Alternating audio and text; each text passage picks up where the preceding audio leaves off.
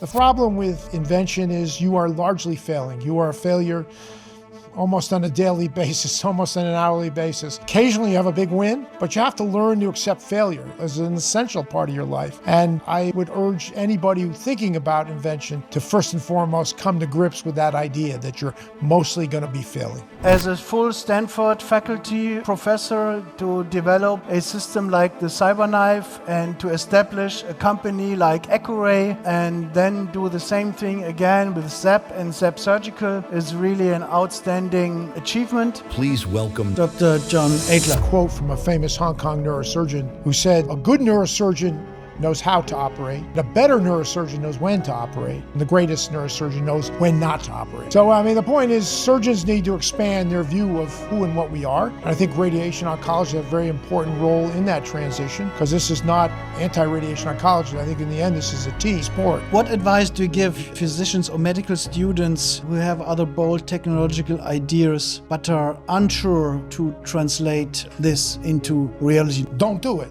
The fact is that most of the time you're going to fail. And that's why it's so easy when you're failing day after day after day and just say, I want to give up. And the fact is you can't give up if you're going to be successful. You just cannot give up. And if you're going to do that, don't do it. I'd like to call out myself and everybody, all of us, to see if we can't do better to help what I believe is millions and millions of patients each year.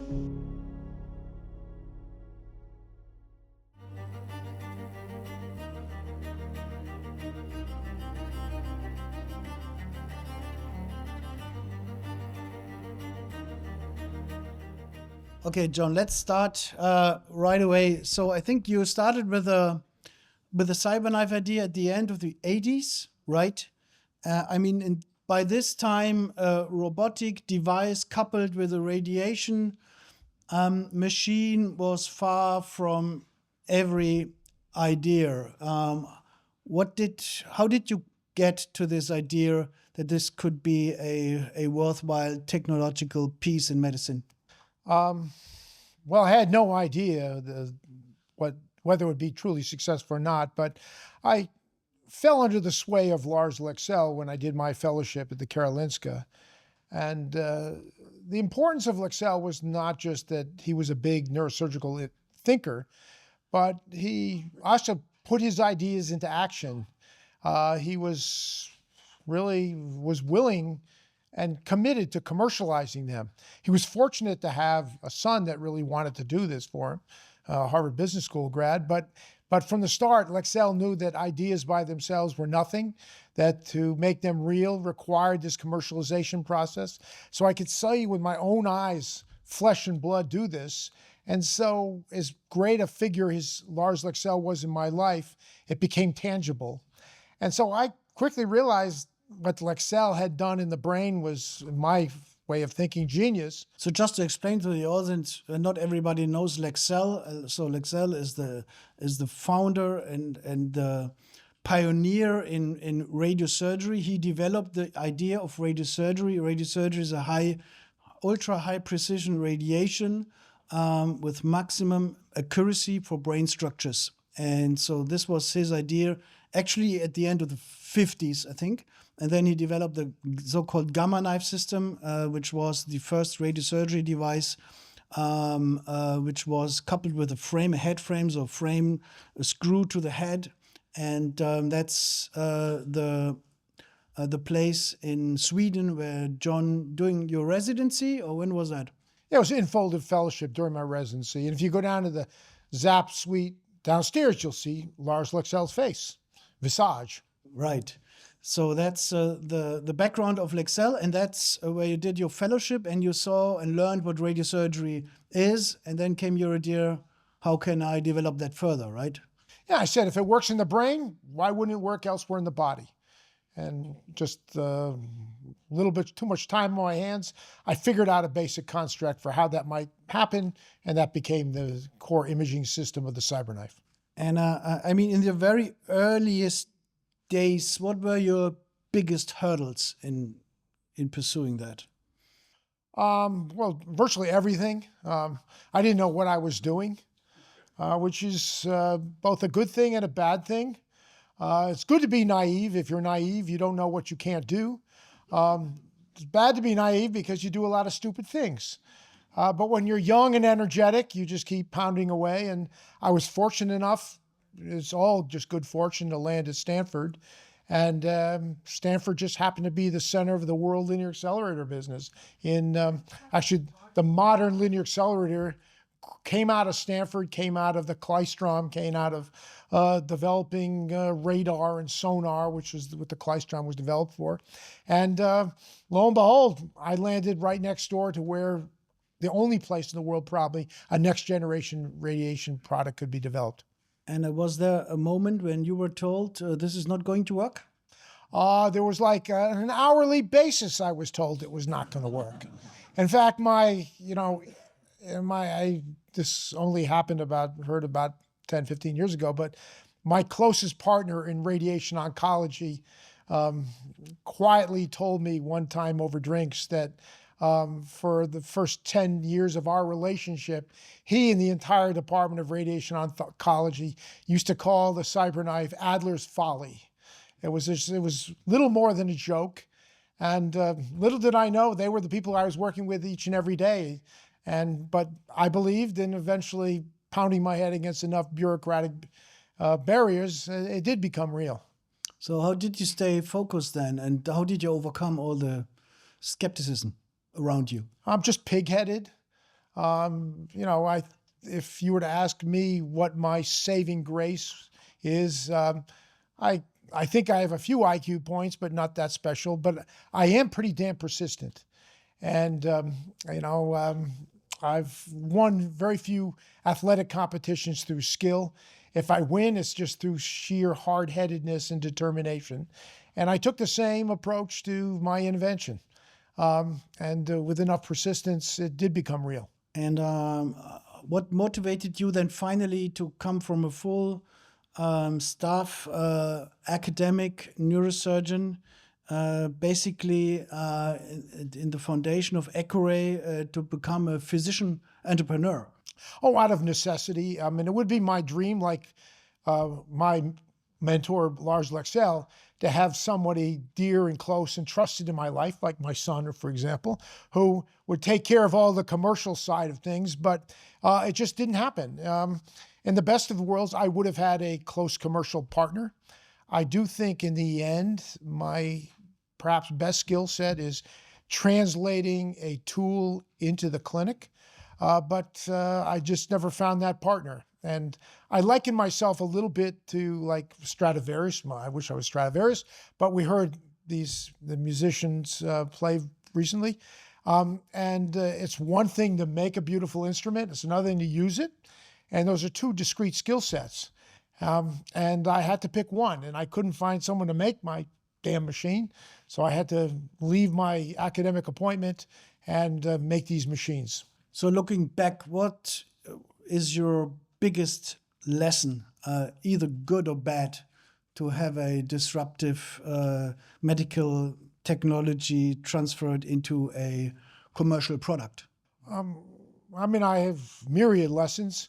I'd have to say in the end, it's you like Steve Jobs famously once said, it's impossible to look forward and predict the path that life is going to bring you. You just have to be persistent in some ethereal, high-minded objective, and your life will only make sense looking backwards. And I realized that, yes, my persistence was very important in life, but so wasn't just good luck. Now, maybe luck favors the prepared mind, as Fleming so famously said, but I just believe in persistence. You will be failing. The problem with invention is you are largely failing. You are a failure almost on a daily basis, almost on an hourly basis. Occasionally you have a big win, but you have to learn to accept failure as critical, as an essential part of your life. And I would urge anybody who's thinking about invention to first and foremost come to grips with that idea that you're mostly going to be failing. Okay, then the CyberKnife had undoubtedly a pretty good success story, but ultimately you were not satisfied. And you said that were still frustrated that radiosurgery is not really accessible to many parts in the world. And this made you to transition to, or to motivate you for even a newer technology, which is the ZapX. How did that happen? Well, I don't think any of us should be satisfied. I mean, you look around the world and you realize that these miracles of modern medicine, and I would argue radiosurgery is one of them, are grossly underutilized. And they're not just underutilized in Bangladesh, they're underutilized even in highly developed, rich places like California. And for whatever reason, and I had my thoughts as to why, radiosurgery has not had the penetration that it deserves, and patients are not getting the best-in-class treatment. Patients get mutilated with surgery, or they get second-rate and much more expensive radiotherapy procedures. I just felt that was unacceptable, and I figured that it needed to change. And if I didn't do it, I didn't know who would do it. Presumptuous, but it's how I felt. I always wish someone else would do it, for God's sakes. So you thought you would not be able to do the same thing with a CyberKnife because the CyberKnife is more complex or maybe more expensive, or? Well, I thought that the CyberKnife achieved many, very important things, especially as a whole body radiotherapy device, and that was wonderful. And I really was excited and believe strongly that there are a number of important extracranial applications that the CyberKnife is really poised to transform, like prostate cancer. And I think I'm particularly excited about cardiac ablation and lung cancers and things. So a lot of good things happening with the CyberKnife. But maybe I overreached then. It turns out that medicine is not not always a rational practice. We surgeons, we want our own tools. We're we are craftsmen, and a woodworker wants different tools than a cabinet maker wants different tools than a general carpenter. And I think that we neurosurgeons didn't embrace radiosurgery as much as we should because the tools were too generic.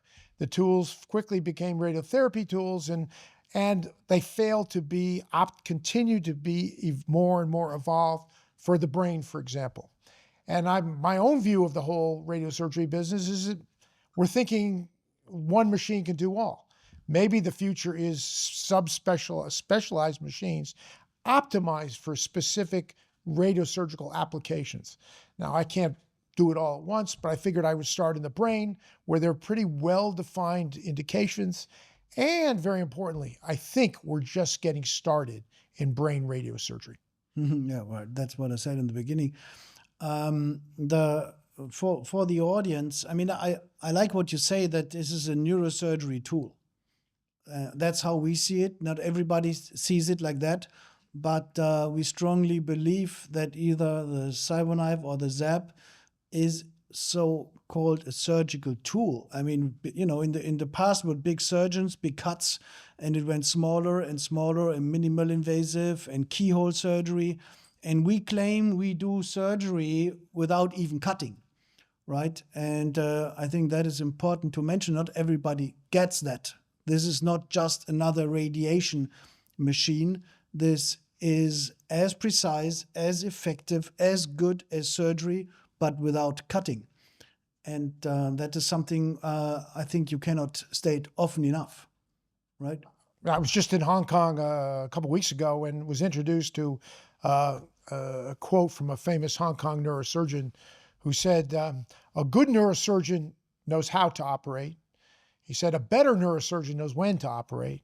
And the greatest neurosurgeon knows when not to operate. So So, I mean, the point is surgeons need to expand their view of who and what we are. And I think radiation oncology has a very important role in that transition, because this is not anti-radiation oncology. I think in the end, this is a team sport. But I still see, and as recently as just a few weeks ago, how at some of the best institutions in the world, the greatest, the people, the top 5 institutions in the world, the famous, biggest names in neurosurgery, still fail to embrace modern radiosurgery techniques and are hurting patients very badly, mutilating patients. And I'm talking about the marquee names at the big meetings that we go to. And they either don't believe in radiosurgery, which is a little true. I think radiosurgery is unavailable in their life. And the goal of the ZapX was to make radiosurgery front and center, available to all neurosurgeons. It should be one of the many tools you use in managing complex brain surgery cases. I know exactly what you mean. Several years ago, there was a big European neurosurgery meeting, young neurosurgery meeting in Prague, and there was the key talk by our friend Al-Mefti, who is a very famous neurosurgeon, and he talked 45 minutes about failures in radiosurgery and why it is so bad and why everything has to be operated on. This was just 4 or 5 years ago. There were 1,000 young neurosurgeons, and they all applauded. He got standing ovations for that. And I was the only one who got up, and I was so mad at him. I said, this is the worst and most biased talk in neurosurgery I ever heard. And then they removed me from the audience. No one applauded you at that meeting, but I'll applaud you now. Okay.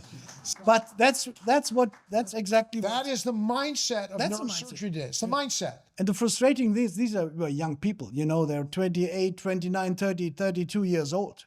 Not somebody who never has seen a radiosurgery device. And that's a frustrating thing. And that's why we have to fight so much. And here at that institution right now, second-rate radiosurgery.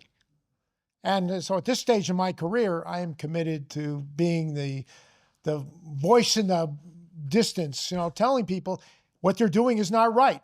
Patients are being hurt. So I have a group of patients, but they're really almost like family to me, who I advised, all who got operated on by the most famous brain surgeons in the world. And all of them were badly injured. One of them, we know her, ended up she decided to commit suicide. She was so damaged by the neurosurgeon who claims to be the greatest neurosurgeon in the world. What advice do you give physicians or medical students who have other bold technological ideas but are unsure to translate this into reality? Not everybody is, as proactive and self-confident and a little crazy to pursue his idea until the end. What advice do you give to young people? Don't do it. I confront this a lot. And am I talking to myself, 35 years ago? Maybe, but probably not myself. The fact is that most of the time you're going to fail. Most of the time you're going to use your parents or your families, or not my case, but other people, your family money, and you're going to burn it up. And you're going to end up wasting time. And it's not because you can't do it. I believe almost all these young innovators have something that if they were persistent enough, they could turn into a real product and change the world. But most of them are going to lose heart. It's like running a marathon. Do you tell someone to run a marathon who's only prepared to run 5 miles or 5 kilometers, 10 kilometers, I forget where I am. So no, if you don't run the marathon unless you're committed to running. And the trouble with innovation is that you don't know what that distance is. The marathon, at least in the imperial units, is 26.3 miles or whatever, but you never know when you're doing a startup. Is it going to be 28, 29, 40? And that's what makes it so dispiriting. And that's why it's so easy when you're failing day after day after day and just say, I want to give up. And the fact is you can't give up if you're going to be successful. You just cannot give up. And that's a hard mindset.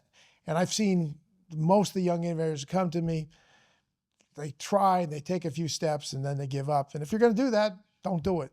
That's my knee-jerk reflex to start. When you reflect on your journey from the first prototype to potentially reshaping global cancer care, what do you hope your legacy will be, and what is probably still not finished? Well, I am a child of Silicon Valley, and I think the ethos there is never look backwards, only look forward. What you've done in the past is gone. Damn it, there's a lot of work yet to do. And I know I should pat myself in the back, as many of you do, and say, you did a good job, good. But I just see so much undone work, unfinished work. And it's not my job, to be honest, it's our job. I mean, those of us who believe in radiosurgery should be double down and commit to making this better and better and better in the years to come. And one of my lament with the industry is it's too content. It's too content to say, what we have is pretty good. And the leader in this industry especially is just far too content to just say that we're making money and we're treating patients. No, we should be treating better and better and better. This is an unmet need. And the fact is, if we don't do it, no one else will. These things don't get done by themselves.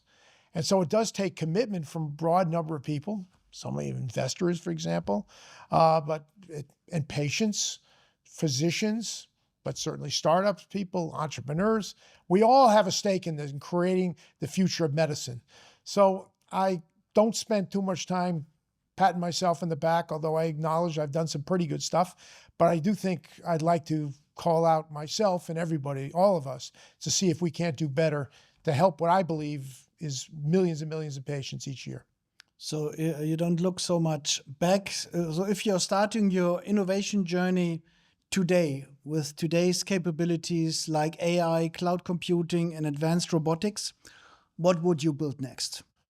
Oh, I think I'm building it. I'd like to be building it right now. I mean, in the ZapX, we prepare to use all those capabilities and more as we go forward. I think we're still in the early days of radiosurgery. I believe in 100 or 200, 300 years from now, the way we treat patients is going to look a lot like radiosurgery. I'd like to be smart enough to build that machine right now, but that's not going to happen. I only got a few years left in me. But I'm hoping that somebody in this audience or someone listening to this podcast will, take my challenge to them that they shouldn't do it take it and push it in my face and show me what they can do. I believe fervently that radiosurgery is what medicine embodies the best of medicine. It is painless, it is highly effective, and it's very cost efficient. What is there to not like about radios? And it's not done. It's getting better and better and better. We've been refining open surgery for literally thousands of years. And don't get me wrong, I think open surgery is a beautiful, beautiful procedure in the right patients. And I think I can conceive of open surgery having a role for a century or more to come. But radiosurgery is still in its infancy, and I urge everyone here and everyone listening to this podcast to believe that and to push the frontiers further when I step off this stage. That's a nice closing. Thank you very much, Dr. John Adler.